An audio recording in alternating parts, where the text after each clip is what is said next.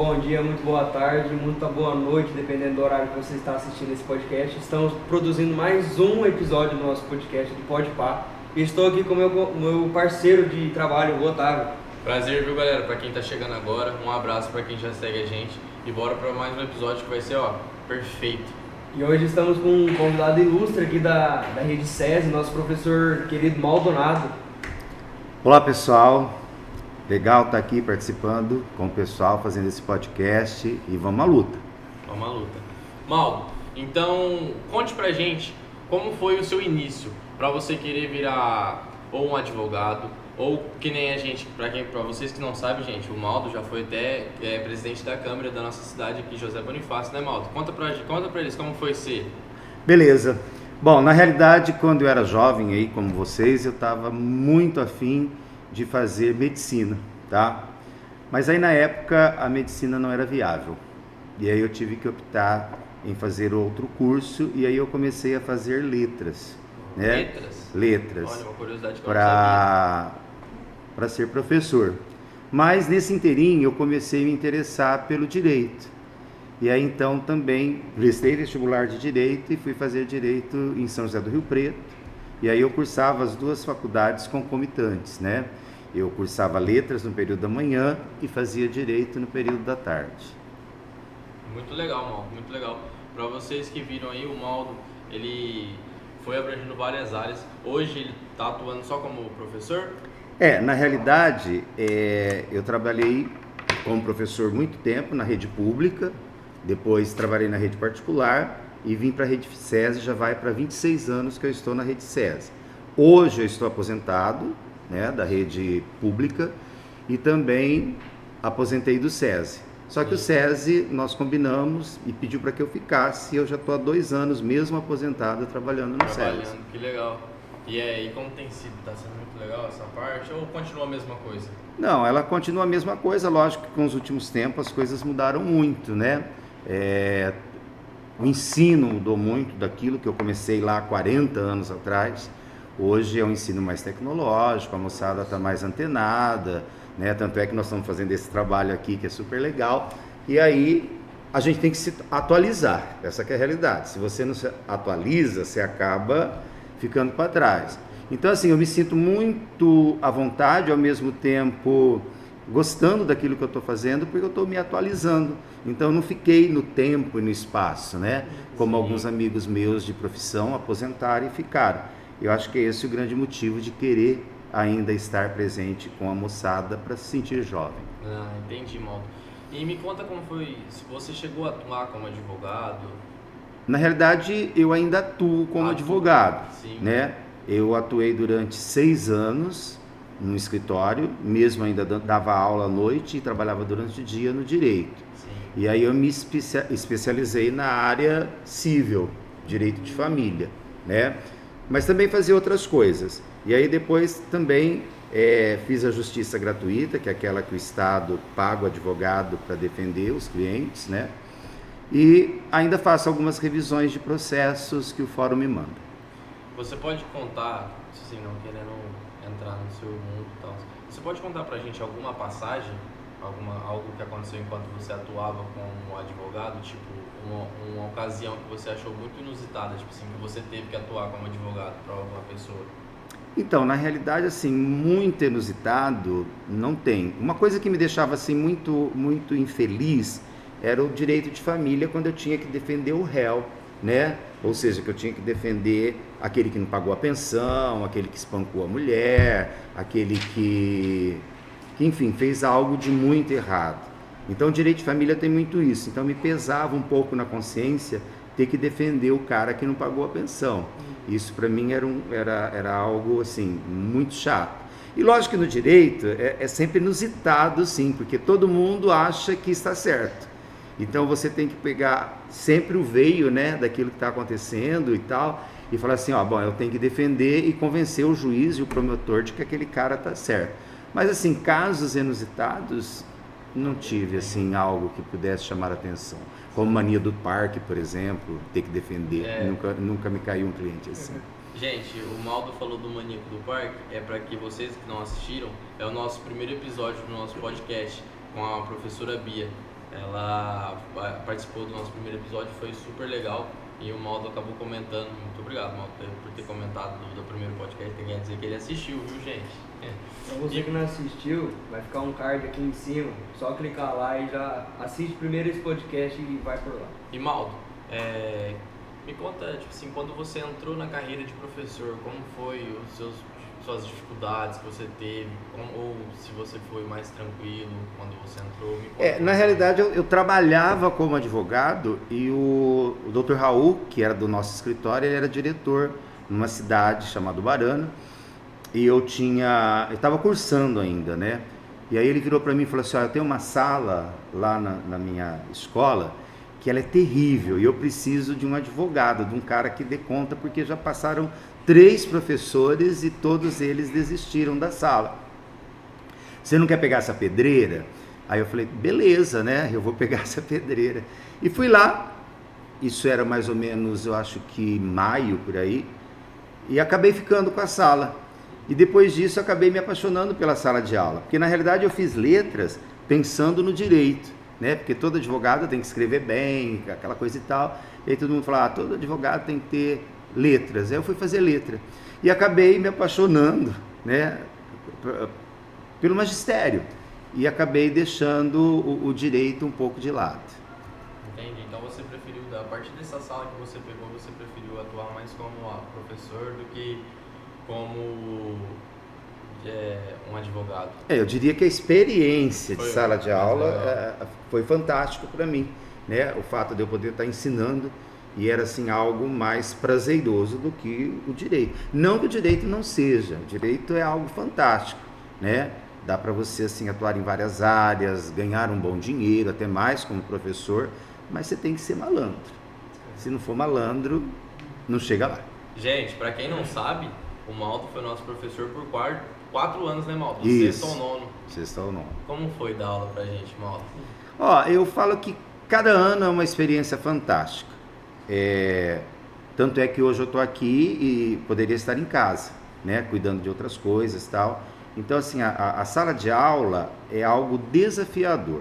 Então, quando alguém vem falar assim, professor, aquela classe está terrível tal, a gente tem que entender que é o comportamento do adolescente naquele momento. E que vai chegar um momento em que ele vai se pontuar, que ele vai entrar nos eixos, vamos dizer assim.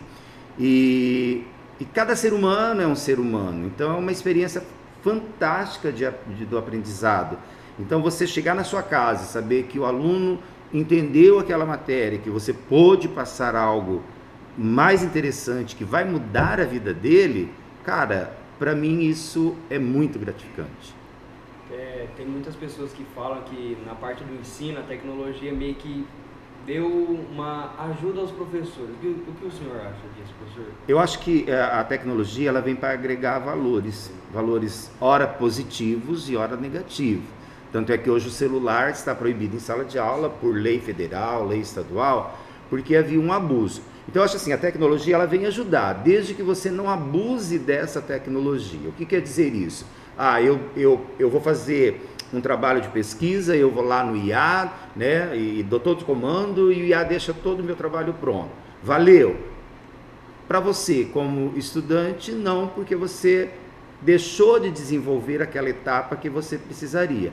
Mas aí você fala, professor, eu não vou usar tecnologia? Claro que vai, o mundo é outro, né? Não adianta a gente andar para trás, andar de ré.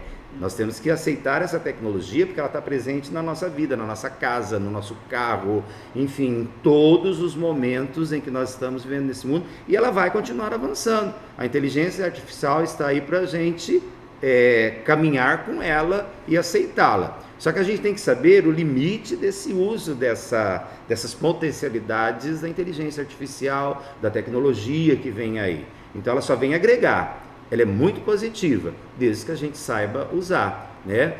Pode ver que hoje nós sofremos um ataque muito grande da chamada fake news. E essas fake news acabam descontrolando alguns processos que deveriam ser muito positivos.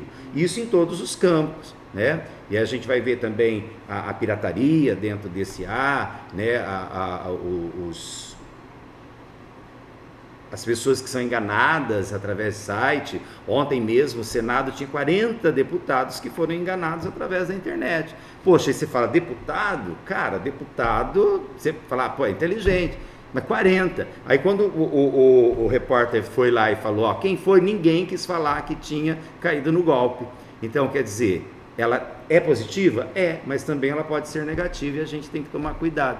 E principalmente quando você ataca, né, os idosos, as pessoas que não têm muita educação, não têm muito estudo, eles acabam caindo. E às vezes pessoas que vivem de um salário mínimo, né, de aposentadoria e acaba caindo nesse processo e acaba tendo prejuízo. Acho que a tecnologia ela tem esses pontos negativos, mas assim, de 100%, 20% é negativo, 80% é positivo e a gente tem que saber usar.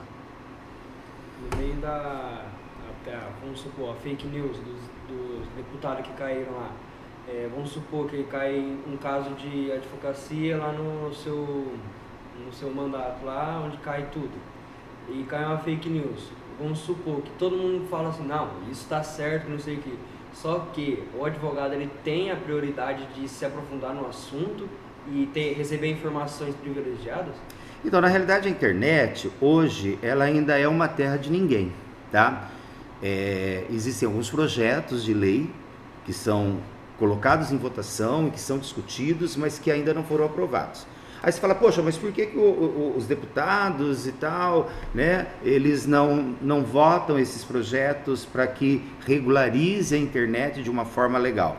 Porque eles também se valem de fake news. Então, quando você pensa na política, muitos deputados se elegem em cima de fake news, né? Nós temos aí hoje uma briga, né, entre direita e esquerda, e de repente você começa a ver tanta informação e você fala, qual que está certo? É a direita? É a esquerda? E aí quando chega a eleição, eles se valem dessa terra de ninguém, da internet, para provocar esses fake news, fazendo com que o eleitor acredite realmente que aquilo é verdade, quando não é.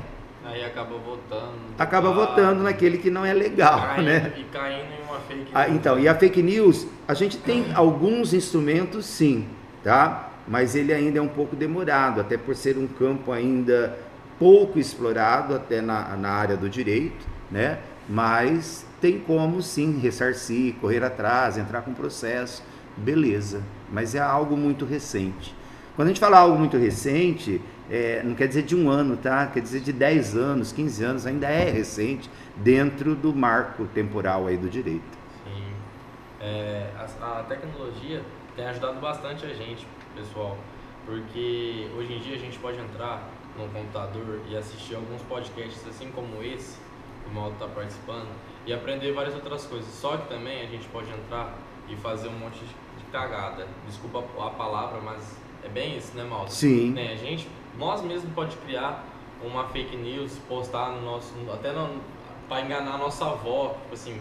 Então, pessoal, vamos atentar a isso, não vamos querer ficar fazendo essas coisas na internet, vamos usar ela para o bem, não para um mal próximo, né? Sim, em relação ao que você falou sobre o podcast, pode ter vários cortes também, onde a gente fala alguma coisa e eles recortam, façam um corte e eles dão outro sentido, ou eles podem jogar na IA e contorcer o que a gente está falando. Hoje, na realidade, o IA, né, ele faz tudo, ele muda, ele copia sua voz, muda sua imagem, faz uma cena que talvez você não praticou e ele acaba produzindo, isso é muito ruim. Sim, era sobre isso que eu ia acabar de comentar. Pessoal, não vamos usar isso para o mal mesmo. De verdade, é muito ruim usar isso para o mal. O Maldo está aqui mostrando pra gente que até deputados caem nisso, então vamos tentar. A gente cobra tanto esse pessoal para ser um pessoal justo e a gente acaba fazendo com que eles caiam em alguma coisa que a gente criou, entendeu? Então vamos maneirar nessas fake news, vamos sempre lutar pelo justo. E Maldo, voltando ao assunto da escola, como é a cobrança dos diretores na escola? Eu acho que todo diretor, ele cobra para a melhoria da sua escola. Eu não vejo um diretor que persegue ou pega no pé do professor. Quando ele pega no pé do professor, ele já sentiu que aquele professor precisa mudar. Então, durante todo esse tempo que eu passei em escola, eu nunca vi assim algo que pudesse, mas tal, o professor foi perseguido, tal. Até porque nós estamos numa área da educação. Alguns têm mais dificuldades, né? outros menos dificuldades, professores que sabem transmitir de uma forma que os alunos amam, adoram, e tem professores que nem tanto, né? Há dificuldade? Há dificuldade, né? Porque a gente quer que todos aprendam dentro de um processo igualitário. Só que cada um tem seu tempo, não adianta, né? Eu queria que o aluno no 6º ano aprenda todos de uma vez. De repente, aquilo que foi trabalhado no 6º ano vai dar um start nele lá no 7º, no 8º, e ele vai aprender, né? Mas cada um tem seu tempo, e a gente tem que entender isso. Agora, o professor sofre devido a essa ansiedade de que todos aprendam de uma forma igualitária, né? E não é assim. A molecada, cada um tem seu tempo. É como uma corrida, né, de Fórmula 1. Nós temos todos os pilotos, mas cada um vai chegar primeiro, outro vai chegar segundo, outro vai bater no meio do caminho, outro vai chegar por último. Então, a escola é como isso, uma corrida, né, de Fórmula 1, em que algumas coisas se perdem no meio do caminho, mas também se recuperam. Você já acabou sendo o diretor de alguma escola, Mauro? Eu já trabalhei 1 ano e meio, um pouco mais, como diretor da rede pública. Fui coordenador já algumas vezes, umas 2 ou 3 vezes, fui coordenador do noturno.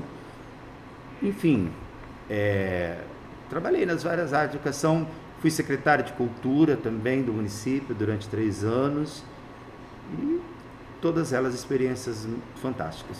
Sim, muito obrigado, Mauro. Gente, vamos encerrar por aqui, porque não só nós, mas como o nosso convidado também nós temos compromissos. Desculpa, esqueci, dá um branco, gente, é assim mesmo. Então, queria agradecer do fundo do meu coração, Mauro, por ter participado, por ter aceitado vir dar uma entrevista pra gente, conversar sobre sua vida, abrir, dar sua opinião sobre esses casos como da fake news. E isso serve de alerta pro nosso público. Então, um abraço meu do fundo do coração e muito obrigado você que está assistindo por estar até aqui e ter se interessado por esse assunto.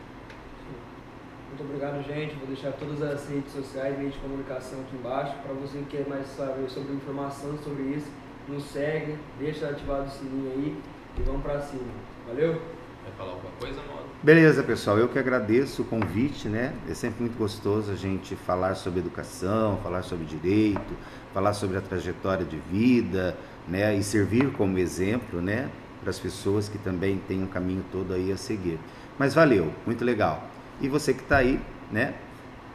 Assista, não só esse, mas todos os outros, né? Trabalho dos meninos aí que está sendo fantástico. Valeu.